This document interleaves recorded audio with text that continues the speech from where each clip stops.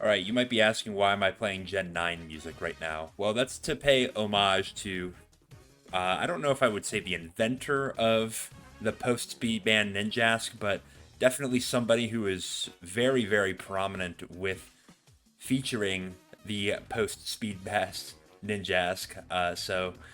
Those who know will know, and thank you to that person for helping me out with this video a little bit. But this is Ninjask. Ding Dong, the Witch is Dead. Why? Well, so many people hate Ninjask for the crimes that it committed in the pre-Speed Pass ban era. We'll talk a little bit about that as we go on here. But first, let's take a look at the viability rankings. So, in 2024, Ninjask was ranked number 39, just above Vaporeon even. But unfortunately, or fortunately, depending on your perspective, as we go into 2025, Ninjask is nowhere to be seen. I do think that Ninjask was a Pokemon whose viability, at least as far as going number 39, was carried by its ability to easily pass speed boosts to its teammates. I don't think that that's the only thing that it can do, obviously, and we're going to talk about some of the other things that it can do in this video, but I do think that that was probably the best thing that it was capable of doing, and unfortunately, losing that is going to take a massive hit to its viability. Now, that being said, I do think there are some Pokemon on here that I don't know if I would even really consider using over, like, even Ninjask. Like, for example, Jumpluff. Although maybe I'm just not acquainted with Jumpluff's game yet. Maybe that's a Pokemon that we need to do a video on. But before we get commenting too much on what Pokemon I should do a video on, let's comment first on this. How do you feel about the current Baton Pass rules in ADV? We've had plenty of time to kind of get acquainted with it.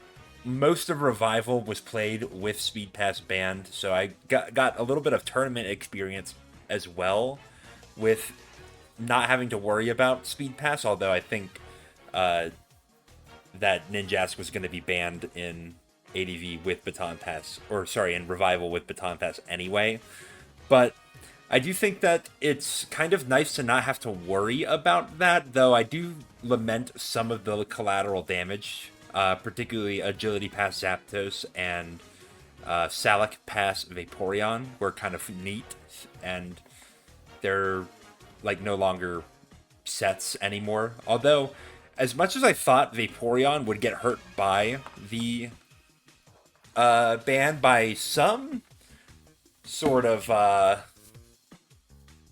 inexplicable reason, Vaporeon has kind of moved up in the viability rankings out of the E tier into the D tier. Although I don't know if that's representative of all the other like passing shenanigans that went on, if people ranked based on that. And I wouldn't be surprised if Vaporeon tumbled back down going into like the 2026 viability rankings. But we won't have to worry about that because those won't come out until freaking Christmas next year. So this is, yeah, the sort of state of the metagame now. And if you would like to sound off in the comments, even if you're thinking, you know, maybe Baton Pass as a whole should be banned, I don't agree with you, but I would like to hear your argument for it. So, a little bit of a eulogy for Speed Pass here. In September 2025, the ADV rule set regarding Baton Pass changed.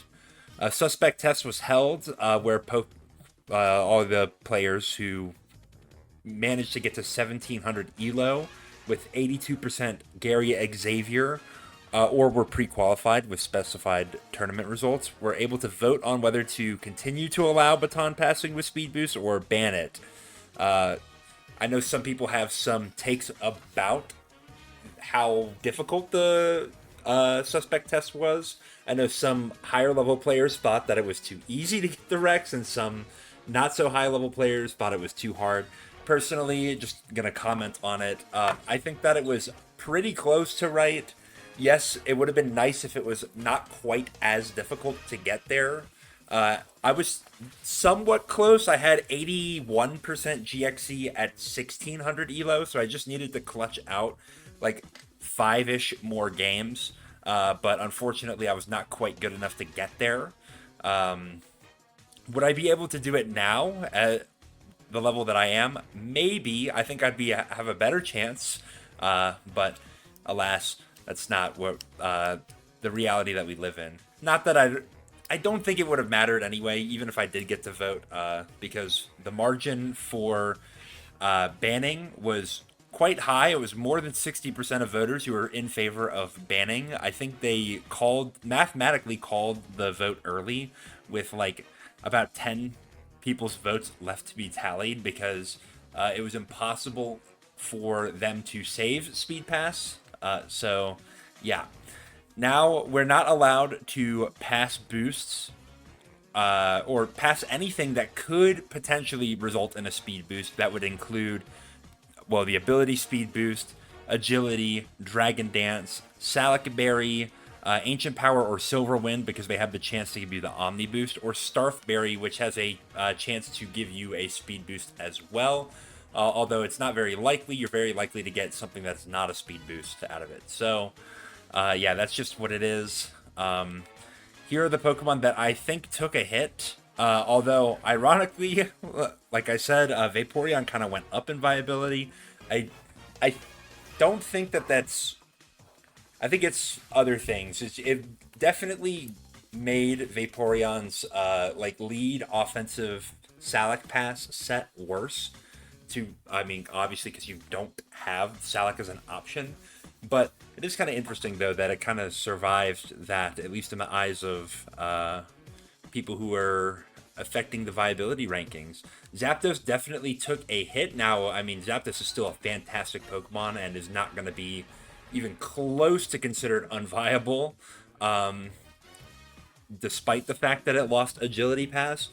But it, like, definitely is not going to fit on the same mixed offense teams that it used to. So that's a little bit unfortunate. Hariyama definitely took a hit. The speed pass to Hariyama with the belly drum idea, that's just not a thing anymore. I guess I could have put Smeargle on here as well. That was a Pokemon that I think was like very hugely influential on the Baton Pass ruling. I think definitely if you ask higher level players, they were more concerned with Smeargle than they were with Ninjask. But there are obviously some things that Ninjask provided that Smeargle did not. Marowak tumbled down quite a bit.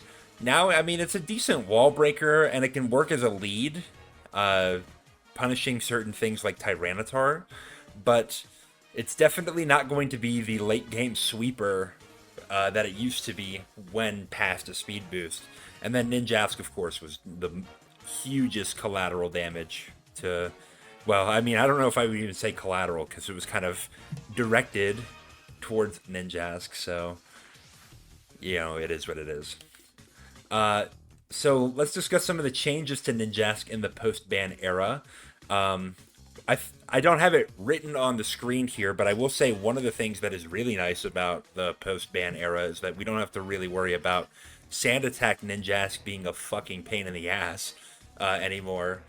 Because, God, that was a horrible experience. I do think they should ban Sand Attack. I think they even still should ban Sand Attack, but, you know, it is what it is. The council has their reasons, so we're going to trust in that. I think they've done more right than wrong.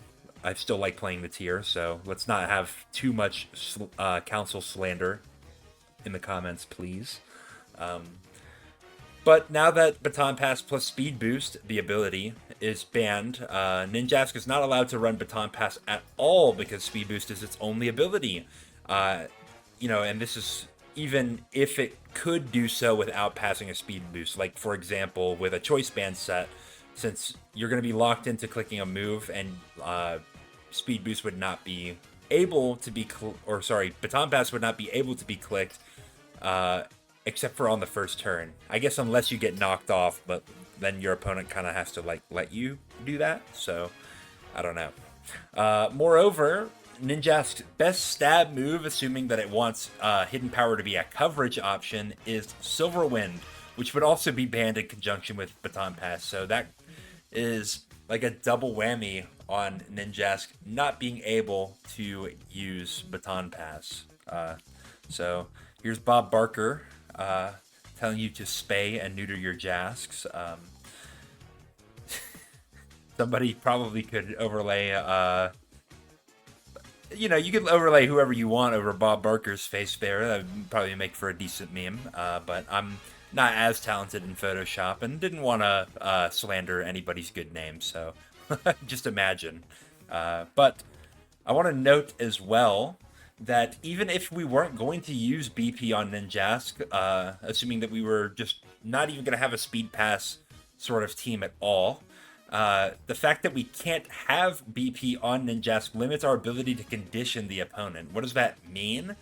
Well, prior to the speed pass ban, when Ninjask hit the field, opponents were going to play assuming that speed pass was on the table. That meant they're going to go to their phaser.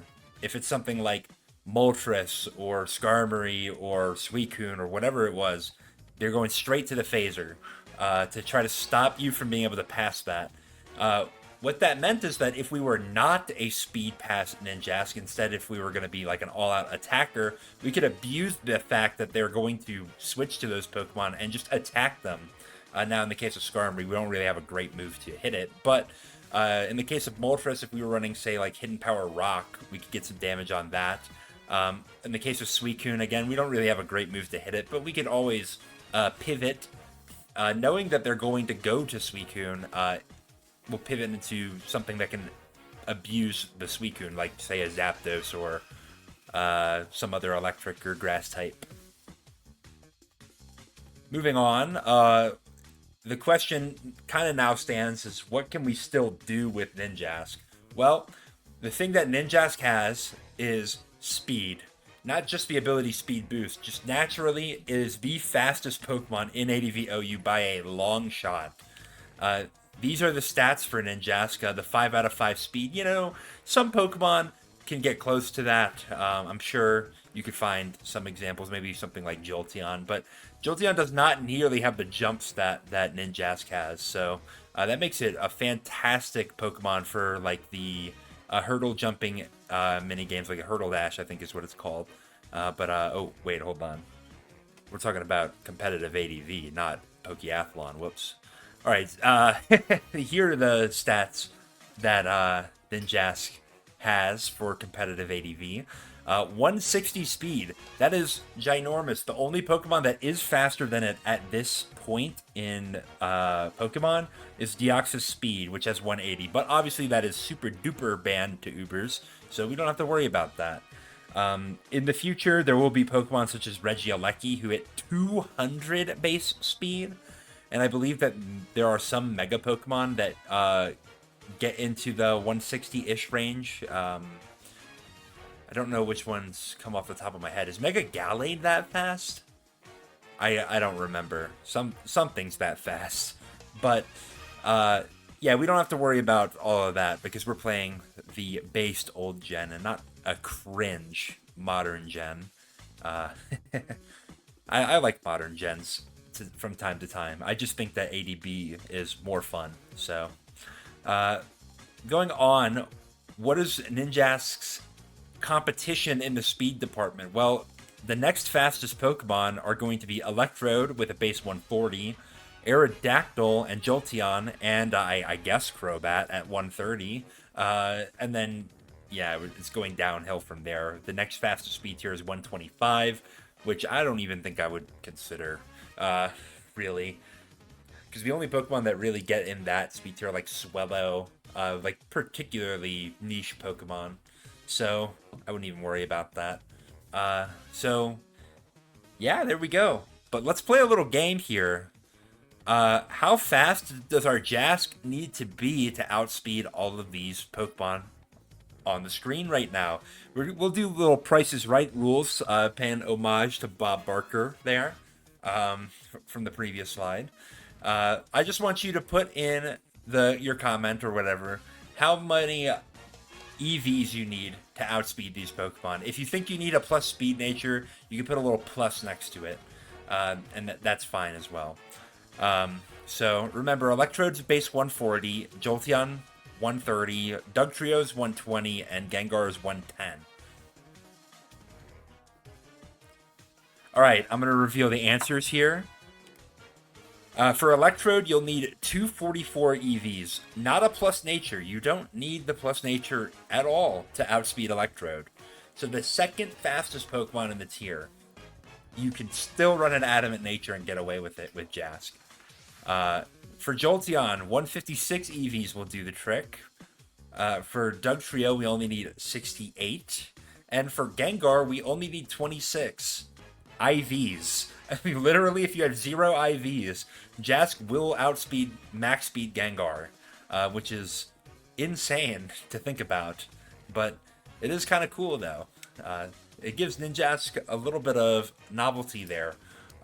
In fact, we're going to be talking about Ninjask not so much in its ability to outspeed like these neutral speed Pokemon. We're going to be talking about it in its capacity to outspeed +1 and +2 Pokemon. At least when we get to the set that we're running with Ninjask. So keep that in mind. And I hope you did well on that little Price is Right game. I'm going to give out a like to whoever got answers correct. I know that means literally nothing, but yeah. So, since we don't need the plus speed nature to outspeed basically anything in the tier, we're free to run an Adamant nature, and because Ninjask is ridiculously frail, we might as well slap a Choice Band as well. So we are attack maxed out the wazoo with Ninjask. We should be doing hella damage with it. And let's take a look at the wall-breaking potential of Ninjask. So, first, against a defensive Starmie, just 252 HP, we've got a whopping 37.5% chance to get the Oko. I mean, it would be better if we were just 100% likely to get it, but, you know, I mean, it's something. Against Aerodactyl with a coverage hidden power rock, we have a 56.3% chance to Oko, which is, I mean, you know, we're favored. It's something. I mean, if we miss the range, then we super duper die to the Aerodactyl, so that's not great. But, you know, I mean, better to have the chance than not, right? And then lastly, let's look at Gengar. The defensive Gengar, 87.5% chance for us to Oko with Shadow Ball. Hey, you know what? That's not that bad, but yeah, I mean, it would also still be great if we could just one-shot. Now, granted, we are guaranteed to kill it after Sand, but we don't really want to take a follow-up Thunderbolt or Will-O-Wisp for our troubles, if we could help it. Unfortunately, we can't, because this is literally the most amount of damage that Ninjask can do. Unless the Gengar is less defensive than this, which is possible. Utility Gar is not running any defensive EVs. No, well, I should say it doesn't run any physical defense EVs. And then offensive Gar obviously is getting smoked. So that's all not so great, I'm going to be honest.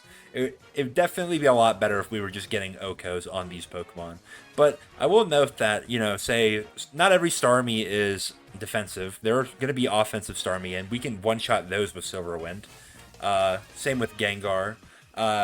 With Aerodactyl, I mean, it's not completely out of the question to get some chip damage on the arrow. And the substitute variants of Aerodactyl are super duper incentivized to click substitute at some point in the game. So they're going to get the chip for us. So it's not all doom and gloom. And just as a little bit of a bone to Ninjask here, let's take a look at this calc. Against the most defensive typical Celebi set that you'll see, which is Utility B, we do have a guaranteed one-shot with Silverwind, so that's not that bad at all. Now, if you want to improve some of these, like, yes, we could run HP Bug and get a little bit more damage on, say, like, Starmie, and even on Celebi, if we wanted to. There are other bug-weak Pokemon like Tyranitar that would be nice to get that extra damage on, but in order to do that, we're going to have to forego coverage with our Hidden Power Rock, and we don't really have another great move if we're not using Hidden Power as a coverage option. I guess you could use Dig, but, like, be for real. You don't really want to be using Dig, especially on a choice locked Pokemon. So, yeah. So, let's get just straight into the set here. We don't really need to get too fancy with our Ninjask analysis. It's a pretty simple Pokemon, especially in today's day and age. We're going to use dual stabs with Silverwind and Aerial Ace, the two strongest moves that we can for each of these types, which is kind of abysmal. I'm not going to lie. Like in theory, right? Ninjask with an adamant nature is doing like it's hitting about the same attack stat as Aerodactyl with a jolly nature, but in practice, because your stab moves are so much weaker on Ninjask, and as well as your coverage moves, like you are missing the mark on a lot of things. Like if Ninjask got Earthquake, or if it got like if X Scissor existed in this generation, if it had Rock Slide instead of Hidden Power Rock, then we would get a lot closer to one-shot thresholds. But alas, that is not the case. So we're just going to have to make do with what we've got. Jask is unlikely to one-shot any defense-invested Pokemon, even with its max attack investment, as we saw, like, even super effective Silverwind on defensive Starmie is not even favored for us to get the one-shot, so, keep that in mind. We're going to want to use this Ninjask to finish weakened Pokemon and to hit 4x weaknesses. So, for example, Hidden Power Rock into something like Moltres or Charizard. That's what we want to do. Or we'll want to get Aerial Ace on something like Heracross or Breloom. Shadow Ball, I mean, I don't think there are very many Pokemon in ADV that are ×4 weak to that, but a lot of the ghost types are just generally not very bulky, at least on the physical side, so we can slam into them. I think we might live a Misdreavus Thunderbolt, so if you happen to be up against Misdreavus, you slam that Shadow Ball into it. Why not? HP Rock is our chosen hidden power so that we can handle a hopefully chipped Aerodactyl in the endgame. There are going to be some endgame scenarios where Aerodactyl will just win, like straight up against you. I'm sure you've been in this situation before, especially if you have a Pokemon that otherwise would kill the Aerodactyl, but if it gets flinched, it's screwed. That happens a lot, and Aerodactyl's always getting that flinch off. Like 27% my ass. It always happens when Aero needs it.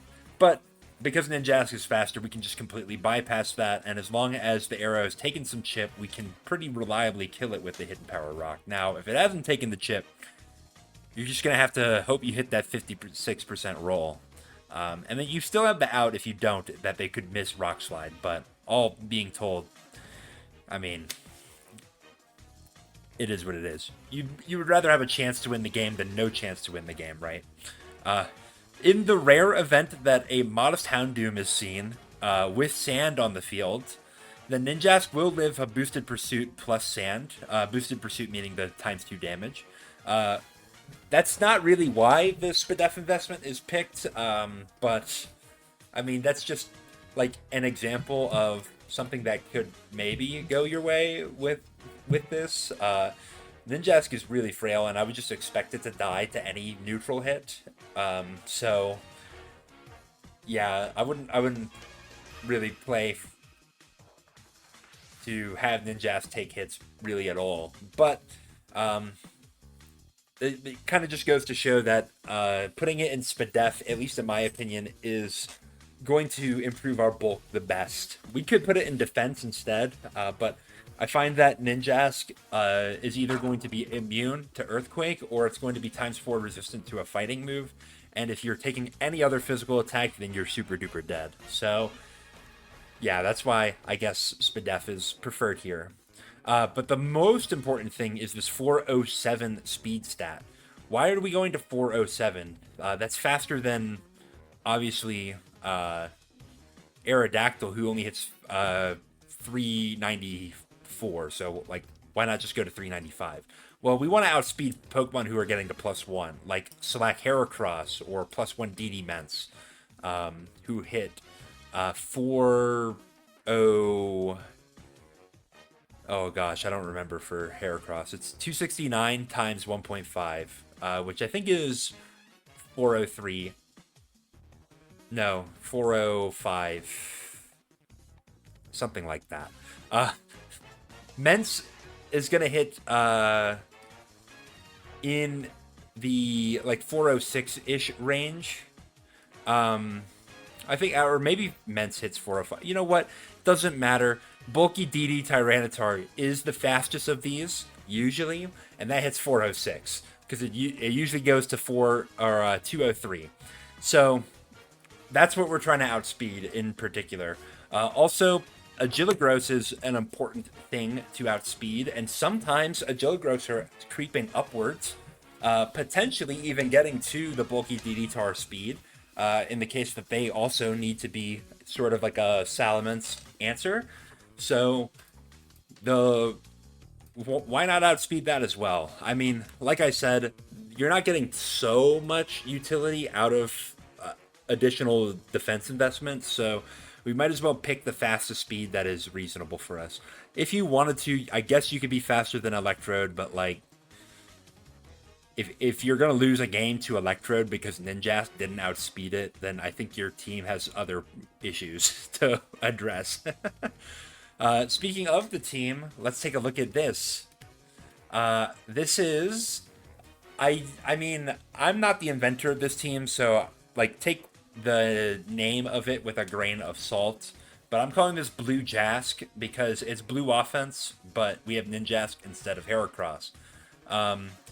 Why would we ever replace the Heracross with Ninjask? Well, if we want a better matchup into opposing offense, I would argue that Ninjask is maybe a little bit better at abusing that than Heracross is. I mean, it kind of depends. Like, if you're up against Sandless offense, then like a sub-Salic Heracross is like brutal, because when it gets that speed boost and it's in swarm range, Megahorn is ripping through most offensive teams. But in the sand, obviously Heracross is not going to be able to get that speed boost very reliably, so you will have to jump through a little bit more hoops. Now, I do think that Heracross is going to be generally better, mostly because it's just good into stall and fat teams. But Ninjask definitely has a place on a team like this, and that place is to punish mostly the offensive threats. Like, it's going to be better into Aerodactyl, for example. It'll be better into like something like Moltres. Like, at least immediately, I should say. So, this is adapted from a Smogon user named Soft Shells Crab Cakes. I know them as Adia, because I'm friends with them on Discord. So, yeah, be jealous about it. But Adia hit number 1 on the ladder at the time that she was laddering, and with a peak, I think, of 1815. So that was quite impressive using this 6 with a Choice Band Ninjask. I will say that as compared to today, she had a little bit of an advantage because Speed Boost plus Baton Pass was still legal. So as she notes, recounting this team, that a lot of players would make plays assuming that the Ninjask was going to Speed Pass and then get punished by a Choice Band boosted hit, or get punished by some other means. So now that that's not an option, people, if they see Ninjask, they're going to assume that it's choice band usually, or maybe they'll assume that it's just like some cheesy crap with like sand attack or something, but that's not consistent enough to warrant using, in my opinion. So if I saw Ninjask, I would assume that it's choice band. With no more delay, let's explain the team just a little bit. I mean, if you're familiar with blue offense, this is going to play very similarly to that. In many matchups, it's going to have to play a little bit different in the stall matchup, but I digress. With Suicune, I'm opting to be a little bit faster than Edia's version, so that I don't have to sleep sack against Breloom. I think that there's definitely some merit to having a little bit more HP investment in Suicune. It can live certain hits, like maybe against like a DD Mence, for example. But I think that the speed is a little bit more important, at least to me. You can certainly go down to like 244, 245 if you want. I mean, I'm not going to stop you, right? But there you go. I don't remember if Adia opted for Surf or Hydro Pump. I'm going with Hydro Pump on Suicune because I think that an offensive Suicune with no rest is going to be better off having the extra damage. There are some things that you might not even consider, like putting Blissey in range where it kind of has to go for soft boiled. Like it switches into a +1 Hydro Pump that does like 40-ish damage. Well, Blissey kind of wants to go for the soft boiled there. So that gives you a turn that you could switch into something like Metagross or Snorlax to punish it. I have a slightly different Agilgross set than Adia opted for. I think she went for the more standard, like Lumberry 198 attack, 198 speed variant. But I'm going for a little bit faster and a little bit bulkier at the cost of some attack. The reason being is that I kind of just like that set and its ability to like smash into say like a DD Mence that is attempting to get a DD off on the Metagross to win the game. It's also just nice to have that little bit of extra bulk so that we can guarantee that we'll live versus Tyranitar. But all told, it's not really like a big deal. You could even go for, say, like the standard Agilgross with Rock Slide over Explosion if you want. Although I do think that if you get rid of Explosion on Metagross, then you're going to have to play very, very carefully against things like Suicune. Yeah, you still have Snorlax as an answer to that, but Snorlax being Spike and Sand Weak, you cannot guarantee that it will be around in the end game for Suicune. So keep that in mind. Magneton must trap Skarmory. There is no argument for not doing this with this team. I would argue that that's kind of the same for regular blue offense, but you just cannot play around. The only, maybe the only thing that would maybe justify not going straight to Magneton is if the Skarmory is switching into a +1 Hydro Pump from Suicune, or if the Skarmory switched into a Fire Blast from our Mixments. If it didn't do any of those things, you have to go to the Magneton. Why? Well, Metagross, Snorlax, and Ninjask are just not going to be able to make reasonable progress against Skarmory. So, yeah, that's why. Also, it's just not nice to have to deal with all the spikes, and like getting toxic on things like our Mence or Suicune can be really annoying. So, like, Magneton, just trap the Skarmory. Don't play around. I don't care if they're like YOLO Skarm and they kill your mag. If they're YOLO Skarm, great. They are not going to take a Fire Blast from Salamence. They're not going to be able to switch into Suicune at all. Ice Beam plus Hydro Pump should just basically kill them. So, like, it's still worth it, I think, even in that situation. Do not be afraid to trade into your opponent's fast sweepers or cleaners so that you can set up for a Ninjask revenge kill.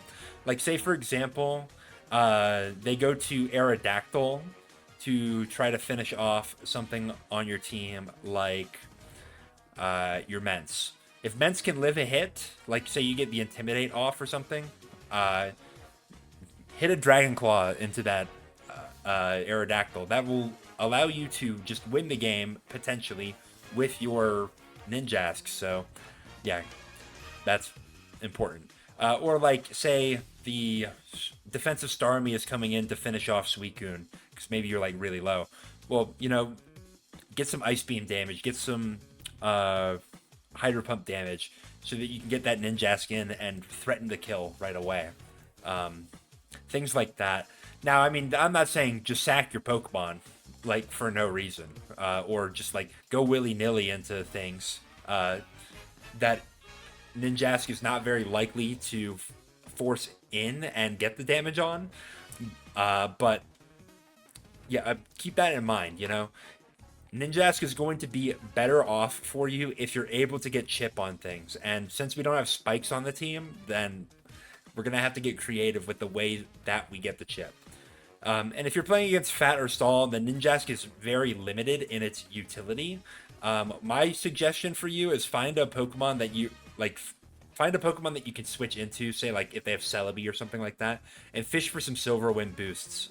Because if you can get a +1 or Omni boost on your Ninjask, it's doing extra attack, and it's maybe going to live a hit because of the boosted defenses, then you might be able to break through a Fat team.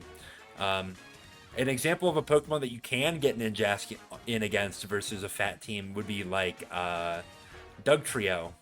Dugtrio is sometimes going to want to trap the Magneton or the Metagross, and if that's the case, then we could get the Ninjask in, and if we get the Omni boost on whatever the switch in is, then we might be able to snowball the game from there. But as told, I don't think that Ninjask is fantastic into these Fat teams because of how relatively little damage it deals. So, yeah, that's why Heracross is probably better in general. But, you know, we're here to have some fun. We're here to try some things out. We're here to expand the mind of the average ADV player, or I should say the average Tetrafolium viewer. Do you guys actually play ADV? Like, how many people are watching this and they don't even play at all? That'd be, I mean, more power to you. You do what you want. If I'm entertaining to you, then that's flattering to me. But, yeah. That's going to do it for the video, so see you guys later. I don't have any replays. I'm not playing with this god-awful team. What do you mean? No, I'm kidding. We're gonna get into the replays for sure. It's not a Tetrafolium video if we don't show some replays. Come on.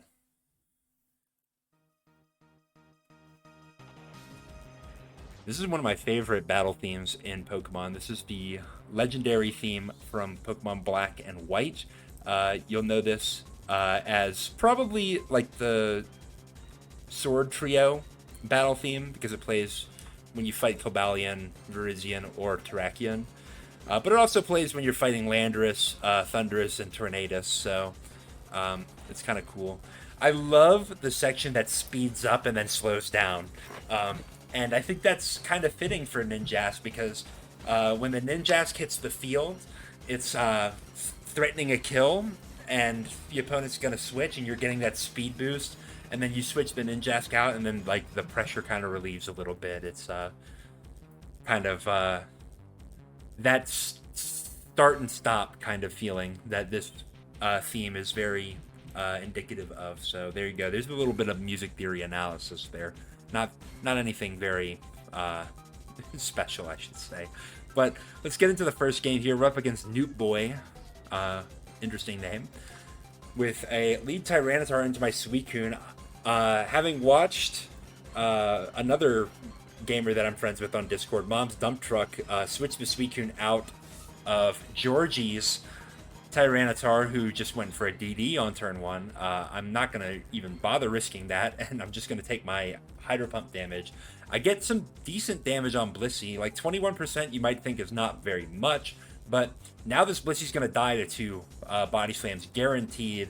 So they're going to be incentivized to switch out here, and they're going to show the Skarmory. So I would say with these two lead,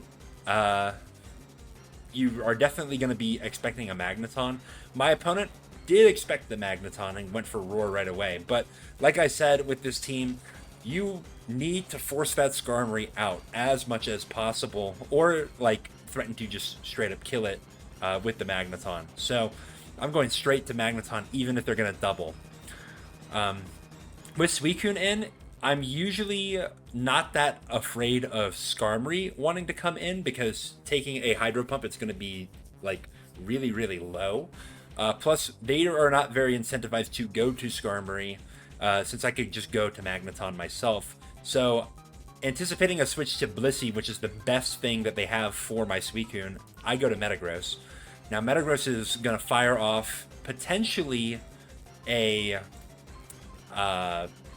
Meteor Mash, so they want to switch, but anticipating that they would want to switch, I'm going to go to Magneton.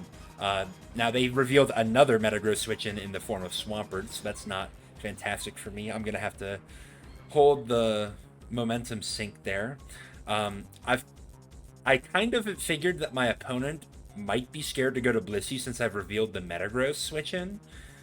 Because if I go back to Metagross, then I can threaten to explode, especially since I have not revealed what my set is. If I was Houdini, then there's no safe switch in on their team, unless they had Gengar in the back. But I assume they had their own Metagross with these 5. In any case, shoutouts to the commenter who likes that. I'm just going to go for a Hydro Pump, and they happen to stay in with their Swampert. Maybe a little bit of an over-prediction on their part.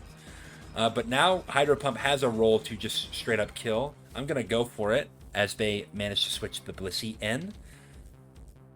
I'm going to go to Snorlax because I would rather get paralyzed on Snorlax than Metagross. But they go for Thunderbolt, which is suggesting to me that they are a Calm Mind Blissey. They stay in and Thunderbolt. They are so scared of Magneton switching in and catching their Skarmory that they're not even going to their Skarmory. So maybe this is like showing off a little bit of the power of Magneton, like the threat of it like scares the opponent so that they're kind of making some suboptimal plays here. And I get a critical hit with Body Slam, which is I guess in a sense unfortunate, but I don't think you should ever stay in with Blissey here. If you're really scared of Magneton, then go to Tyranitar.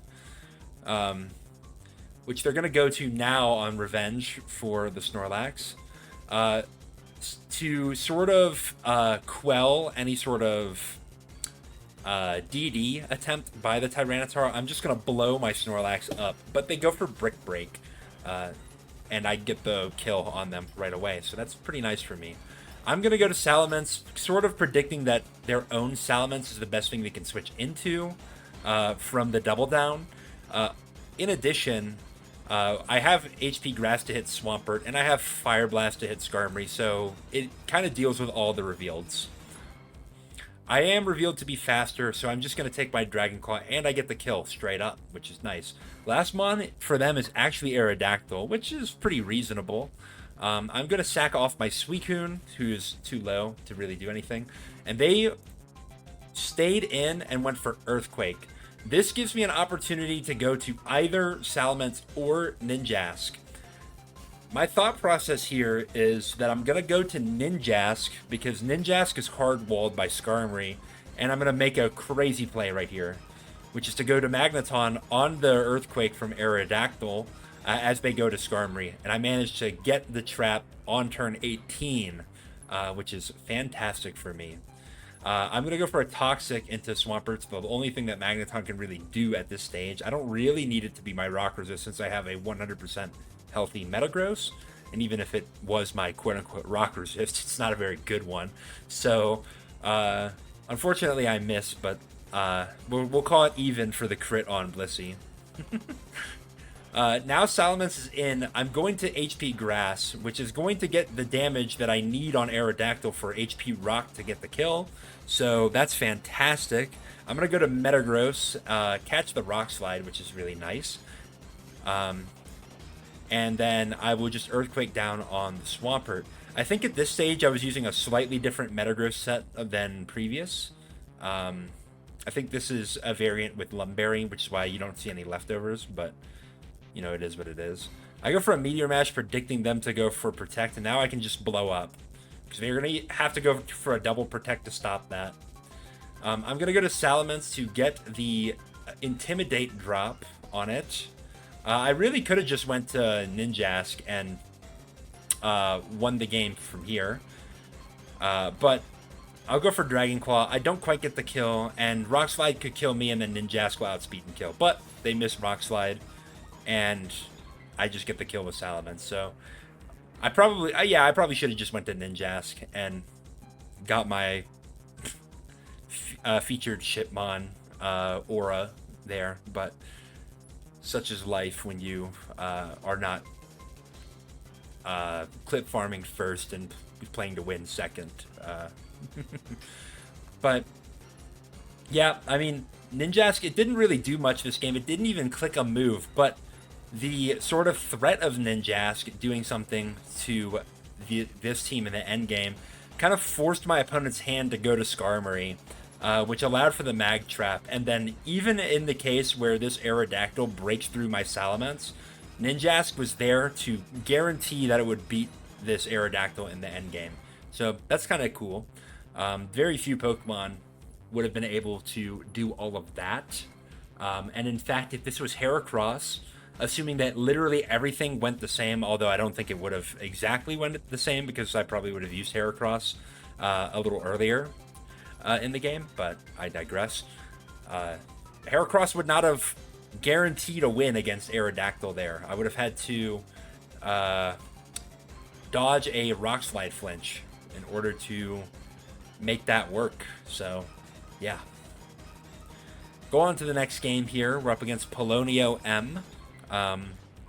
Interesting name. It's kind of like Polonius from Hamlet, who's a really funny character. Rest in peace to the goat. Has some great advice. You should definitely look into Polonius's advice if you don't know what it is, if you're not gonna read or watch the play. So I don't know why I went on that tangent, but let's just get into the game. All right, lead Medicham is super duper popular in mid ladder right now. I don't know why, but all right. Metagross is here. I'm going to go to my Metagross. I've changed up my Metagross set for this game, so it should be the same as you see in the paste. So there you go. The Suicune comes in. I did get the attack raise. I could have went for Earthquake damage, but I didn't want to get Hydro Pumped, so I'm actually going to go to Snorlax and go for a Body Slam. They revealed their own Metagross, so their team is looking quite similar to mine. I'm going to guess that it's the Medicham Mana offense team, which shares a lot of DNA with the blue offense team. So we're going to be playing a pretty similar sequence to each other here, as I'm going to go for a Meteor Mash again into Suicune, get a little bit of damage there, go to Snorlax. Snorlax is going to eat the Surf. They've revealed that their switch in is Metagross, so I think at this stage I'm going to take my Earthquake, which is going to put Metagross in not so fantastic range. I'll go to Magneton to get the trap off, and there is potentially a chance that at this range I can just kill them straight up with Thunderbolt. If not, then they're going to Earthquake and remove my Magneton. Oh well, it's not that big a deal. I know they don't have Skarmory on their team. But yeah, I don't get the roll. Or maybe it wasn't even a roll. Maybe they have a little bit more HP investment. And they decided to go for Agility. So I'm thinking to myself, if you're going for Agility and you're up against Magneton here, you have to go for Earthquake, right? Like you're not allowed to do anything else. I mean, maybe you could Boom, but why Boom, right? Why not save your +2 Metagross to do something else after you kill the Magneton with Earthquake, right? You're about to go up a 2-for-1 trade against blue offense right here. But I'm thinking, well, you know what? Ninjask is immune to Earthquake. Why don't we switch into that? And Ninjask is faster than Agilgross. so I could just get the kill with Silverwind right there. And yeah, so with a standard blue offense in that situation, you are giving 2 kills to Metagross, pretty much. Or you would have to switch to Salamence, and then Salamence is getting boomed on, and you're losing your Salamence. With this Ninjask variant, I was able to just completely bypass that, and I actually went up the trade there. So that's fantastic. I cannot, in good conscience, stay in on Salamence, and I will have to switch to Suicune. That looked like banded damage, I think, so we'll keep that in mind. I still have my Metagross to switch into Snorlax, which is fantastic. I will go for Meteor Mash, but I miss. They get an Earthquake off, which is not great. At this stage, I feel like the best thing I can do with Metagross is just Boom. They wisely go to Magneton. Pretty nice play by them, although if I called that out and went for Earthquake, it could have got dicey for them. Now, they still have plenty of Pokemon that can switch in and outspeed and potentially kill the Metagross. But I could have maybe sequenced around that. Maybe sack my own Magneton off to Snorlax at whatever point to get Metagross in to get a Boom. But all that being said, I think this was fine. We still have plenty of tools to eliminate the Snorlax. We don't absolutely need Metagross for that purpose. So the one thing we can do, in fact, is go to our own Snorlax, as Suicune was kind of forced in there. Body Slam's pretty free. I could get a Paralysis. I do on their Salamence, so I'm just going to take the Body Slam damage again. If they got full Parad, then they're cooked. I don't know why I said that was banded damage. That was completely crackpot by me. They obviously was not banded damage. I'm going to go to Magneton here because it's not really going to do too much for me as long as that Snorlax is around. Plus, if they just go for another Hidden Power Flying to hit my Snorlax, it's their strongest move, although it's not that much weaker than Earthquake. Then Magneton is going to survive that, and I can get a Thunderbolt off, and that would just kill Salamence, and they're going to opt to sack the Salamence there. I'm going to switch to my own Salamence against Medicham because it's such a good switch-in. Like, no reason to just not do that. I'll go for Dragon Claw. It gets pretty good neutral damage on whatever is going to take it. Suicune comes in, which is going to allow me to switch to Snorlax, although they doubled the Medi, so nice play by them, but I'm going to go back to Mence, and they just Brick Break, so they didn't actually get that much progress out of that sequence. I'm going to Dragon Claw, and then I'm going to go back to Snorlax again. If they double back to Medicham, then great play by them, but whatever. Instead, they're going to go for Ice Beam and Hacks me, so great, fantastic, I love that. I'm going to Magneton to try to stop the bleeding, as it were. Managed to get some damage on the Lax there. And I'm going to opt actually now to sack my Magneton to get more damage. But they overpredict and go for Body Slam, which is going to put the Snorlax in really low range. Which will allow Ninjask to come in. It will finish off the Snorlax with Silverwind. And if I get the Omni Boost, which I don't, then I could have been really threatening to the Suicune and the Medicham thereafter. I am going to take my Silverwind damage on the Suicune because I don't think that Ninjask is really going to be able to win the game hereafter.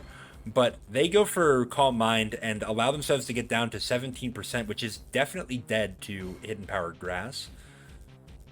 And then they will go to Medicham last. Medicham should not be able to kill me with Rock Slide unless it crits, so I'm just going to... I'll risk that and win the game this way.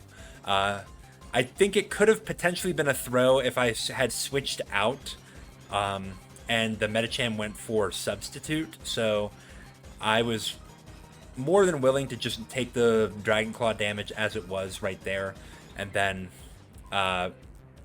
potentially win the game with Suicune towards the end. Although I guess maybe if they were like reversal, they could have brought it back. But I kind of figured that they wouldn't be, considering that this is a sample team, and I don't believe that sample team runs reversal. So, yeah, there you go. So next, we're up against Data Expunged here.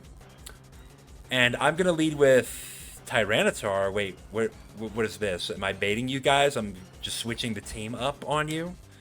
Well, actually, Data Expunged is the player who got to 1850 or 1815 with the Ninjask team, and they're actually playing with their variant of it. So I don't know, maybe we'll switch sides here and watch from their perspective. I don't recall what team I'm playing, but apparently Celebi is my best switch into the Suicune. Probably gonna get Ice Beamed here. As I go for Leech Seed and miss, so awesome for me. That's not good at all, but I guess my determination was I had to get the Leech Seed off. Now I get my Skarmory in. I could go for Roar, or I could go for Spike. I'm actually going to Thief, which thiefs the Magnet from that Magneton, which means that it was not going to be able to kill me, as I can get a Spike up. So not the end of the world, but obviously not the best target. I'm bringing in Moltres, who's going to be able to threaten a Flamethrower. Does some decent damage to the Mixments. But I'm going to have to switch here. I go to Swampert on Dragon Claw. And I don't take it very well, which means that I'm going to have to switch, and I end up with Aerodactyl in here. So all of my 6 are revealed on turn 9. And I don't even have a kill yet, and I'm down 2 Pokemon, so it's not looking great for me. I go for a Rock Slide and get a pretty lucky crit on Magneton, which means I can just stay in with Aerodactyl and win. And here comes Ninjask, who's going to threaten to kill my Aerodactyl. I did not anticipate HP Rock, so I went to Moltres, and that just gets body bagged, which means that I'm going to lose this game really, really badly. I could go for Dragon Dance with Tyranitar, and then if I flinch the Suicune, I might be able to get something to happen. But I missed the Rock Slide, and I get Hydro Pumped. I do live, but it's like not great. I have to go for Rock Slide again, and I get a critical hit, so I guess it kind of transposes back to the position that we needed it to be in. I'm going to have to sack the Tyranitar here to Silverwind to get my Aerodactyl in. I should live Silverwind, so that's fine. I go for Double Edge, predicting a switch, but I managed to catch a Metagross, which is not fantastic for me. My opponent blows up, and I'm guaranteed to lose this game now because Ninjask is smoking my Aerodactyl. So, yeah, that's how the Master does it, I guess. And that's how you get to 1600 ELO with Ninjask. But to preserve my ego a little bit, I'm going to have to show a replay where I get higher than that. So we're at 1595. If I win against Evil Kitty Meow Meow, which I know who this gamer is, I'll choose to leave them anonymous. If you know who they are, then kudos to you. If I beat them, then I will exceed Adia's elo from that previous replay. So a lot is on the line. We have to get there. Lead Suicune versus Tyranitar. I'm going to go for Hydro Pump, and I missed the Registeel. Great start. Well, I assumed that they're probably playing Slop with these two revealed, so I'm going to go for a Calm Mind. Slop does not have a fantastic switch-in to Calm Mind Suicune, especially with Pump. Their best would probably be Celebi, but I could get some pretty big damage on that with Ice Beam. I managed to miss another Hydro Pump, so great, we're 0 for 2, but we managed to get the third one. Third time's the charm, as they say. I might be able to hit another Hydro Pump here. All right, we went 2 for 4, so not completely terrible. I will sack the Suicune here, and then I will get Magneton in, and I will attempt to kill this with Thunderbolt. Don't get there. I get Thunder Waved. All right, that's fine. I assume that they're Slop. They don't have Skarmory, so I can just kill the Registeel after. I get full Parod. Magneton, please. All right, we managed to get the kill. Registeel, it only cost us basically 2 entire Pokemon. I am going to just sack the Magneton here because I do not want a Substitute to go up. Which is All right, that's fine by me. I will get my Salamence in, and I can go for a Dragon Claw as they switch to their own Mence. I don't know why they would go for such a play. I feel like Dragon Claw was not that bad for me. Maybe they were predicting that I would just go for a fire move, but even still, if they're not faster than Mixed Mence, then it might be a problem for them. Although, you know what? Maybe they anticipated that I was going to be DD Mence, because DD Mence plus Magneton is quite common, so makes some sense. They managed to get a sequence where they have the Tyranitar in. I'm going to switch to Metagross on a Focus Punch, but I actually take that not that badly, all things considered. We'll go for a Meteor Mash as they switch into Charizard. I get a raise, but as tempting as it is to stay in with a +1 Metagross, I have to switch. There's just no way that I can justify doing anything else. Thankfully, they don't go for a substitute here, so I managed to get my Snorlax in, who can go for Body Slam. Assuming that this is a BKC Tar, I will just stay in and go for Earthquake. We managed to get a little bit of hacks to go in our favor this time, as they miss a Rock Slide. Might be consequential, but I'm a good sport. I say my bad when the hacks goes my way. So, yeah. I get a nice little Meteor Mash into the Pert here, who is revealing to be an Endeavor Pert. I'll go for Earthquake, which won't put them into Salic range. Assuming that they either will kill me or go for Substitute, I'm going to Agility so that I'm faster than the Salic Pert. And then I can go for an Earthquake. If they miss Hydro Pump, then Metagross is potentially going to sweep the game. Unfortunately, they don't miss the Hydro Pump. Although, fortunately, I have something that is faster than N-Pert in Ninjask. And my opponent realizes that this is not going to go so well for them. I lock into HP Rock because it would kill Mence, it kills Zard, it does good enough damage to Heracross, so that's fine, and it would kill this Swampert at 3%. So, yeah, Ninjask is definitely looking poised to win the game here. I need to kill the Heracross, though. They go for Rock Slide, which doesn't even do more than 50% to my Salamence, so that's not so bad for me. They go into Charizard here, which is faster, and considering that they did not go for Substitute earlier, I probably should have saw the Dragon Claw coming, but I think that Ninjask is probably fine to just sweep the game here, but considering that they did not go for a Substitute here, they don't have a move that can possibly hit my Snorlax, so I'm going to get a Body Slam off here. And then they go to Heracross. Now, this is a little bit of a 50-50 here, which I probably could have avoided if I went to Ninjask first. Their play would have been to go to Salamence and get the Intimidate drop on my Ninjask. Then I would have had to go for, say, I think Hidden Power Rock to stop the Charizard, or if I was confident that this is not a Focus Punch Charizard, I could have went for Hidden Power, or sorry, Aerial Ace to stop that Heracross from coming in, because even at -1, we should kill Heracross. And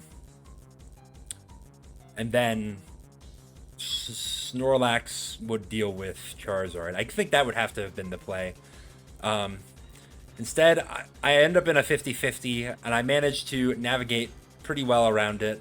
I go for Explosion so that I can stop them for going for a Substitute should they have went for it, which would have been fine for me, and if that was the case, I think I would have won regardless, because Ninjask, I think, does 58 minimum to standard Charizard with Aerial Ace, which I comment in the chat. But instead, I can just go for HP Rock and avoid any sort of potential for this Charizard to have had some HP investment to somehow survive that. So there we go. I made it to 16-15, which was something like 8 points higher than Adia, who beat me earlier. That was a replay from quite a while ago, actually. So before I was acquainted with what CB Ninjask could really do. So there you go. That's kind of all I have to say about Ninjask at this stage. I hope that this was enlightening for those of you who thought that Ninjask was a one-trick pony. Well, it still is, but it's a different trick. It's not as good a trick. I'm not gonna lie, but it still has, I think, a little bit of value here and there, and could be used to some success versus the offense spam that is going on the ladder right now. Like, holy hell, there's so much offense on ladder. So there you go. I'm encouraging you to get out there, get this Ninjask going, do what you need to do to get this back in the limelight. Although I don't think so. I think Ninjask's heyday is kind of gone. Rest in peace to. He's not the GOAT. Rest in peace to the bug. I guess that's all we can really say. For those of you who are still around, you're probably fans of Tetrafolium. Just going to give him all the watch time, which I appreciate. I am going to probably take a poll after this video to determine which Pokemon is going to be done next. I think I'm going to settle on either doing Suicune or Dusclops. So be ready for that when that poll drops. Yeah, that's really all I have to say. So thank you to everybody for watching, and we'll see you for the next one.